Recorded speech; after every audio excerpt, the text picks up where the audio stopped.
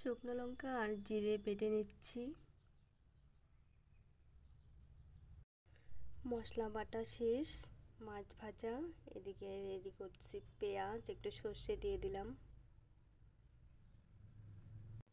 লাল লাল হয়ে যাওয়ার পর ফুলকপি আলুটা দিয়ে দিলাম। নাড়াচাড়া করে নিচ্ছি ভালো করে, তারপর নুন হলুদ দিয়ে দিলাম।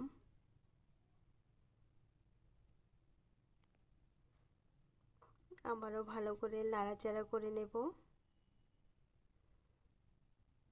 তারপরে মশলাটা দিয়ে দিলাম, লঙ্কা আর জিরে বাটা। আবারও নাড়াচাড়া করে নিচ্ছি। তারপরে জল দিয়ে দিলাম একটু, যেই বাটিতে মশলা ছিল ওই বাটিটা একটু ধুয়ে দিয়ে দিয়েছি।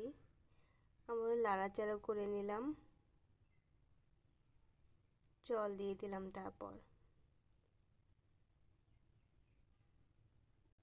তারপর নাড়াচাড়া করছি।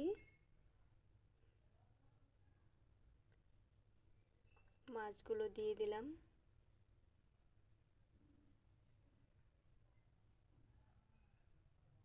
তরকারি হয়েই আসছে, কেমন হবে জানি না। কালারটা লাল লাল কালার আসার জন্য আমি শুকনো লঙ্কা বাটা দিয়েছিলাম। কেমন হলো কালারটা?